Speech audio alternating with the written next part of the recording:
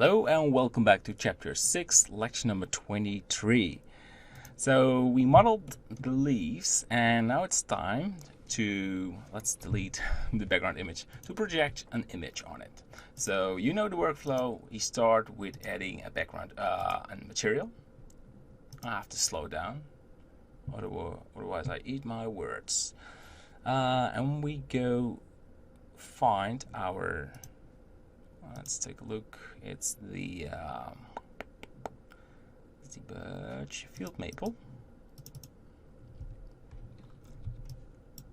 and we select all of them. You project from view, UV editing, and it's called just field. Yips. I also want to call this field maple.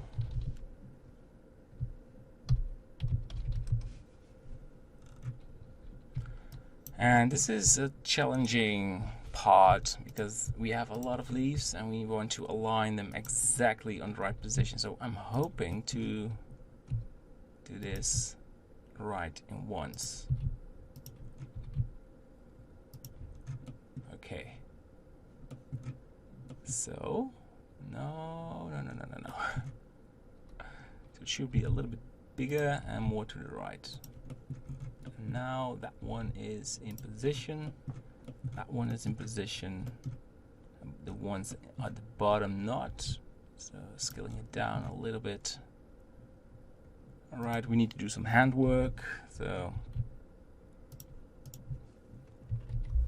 it's a little nasty if you have the brownish color. It's just for the corners and edges, but you should try to avoid it. That one in the corner is dramatically, and that one just one by one, checking them out. Maybe I missed something, so that's good as well. So this is good, maybe a bit to the right, and we check all of them, but I think we are good. Well, I'm pretty sure. So that makes that we now have visibility. Let's close this tab and go to material preview or just to the render view, and there we have it, all the leaves. So just like all the other times, we want to increase the root, but this time we have a lot of them. So I will pause the video. It's just a matter of Shift Alt left mouse click all of these. And then you want to disable the, Control Z, I just something wrong. Shift Alt, left mouse click, and disable the top part. And I also want to disable these. And you have to do that for all of them. And then you can drag this down. Alright, so let's do this. I'm watching this and I probably forgot something before we continue, and that is adding a sort of a stem, but we will do this later. So you can continue doing this and dragging this a little bit downwards. So G, Z, and that will probably it. Right, you can continue doing this. I will pause it. And welcome back. As you can see, I applied this on each leaf, and you have to go to shade smooth to smooth it out. So I was talking about a stem and I forgot.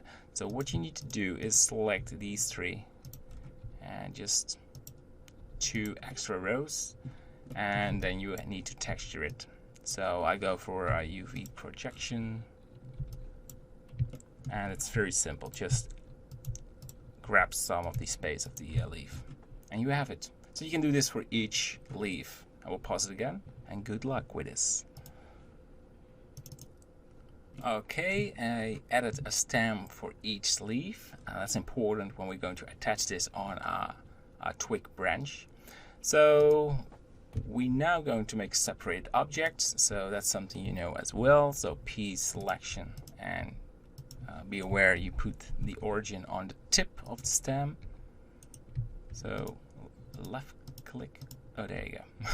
Woo, it's buggy.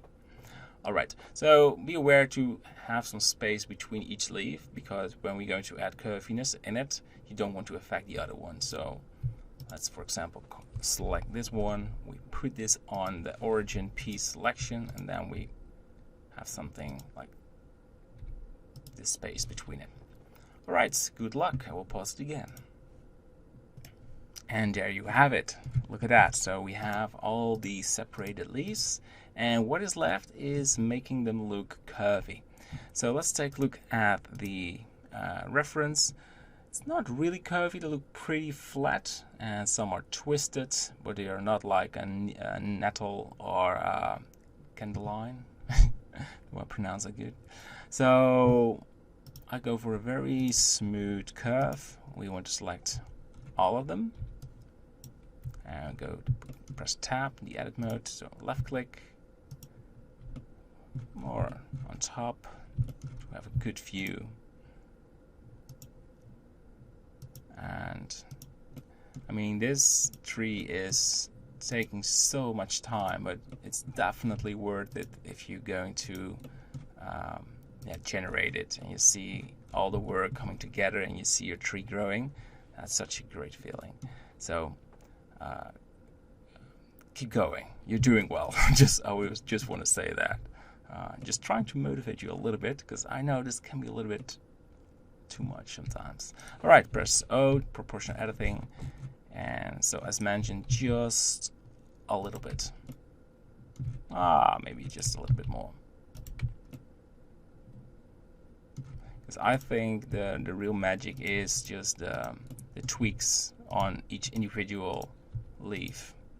So you can add some funny twists on it, and you definitely have to do this. I'm going to pause the video, and you can continue doing this.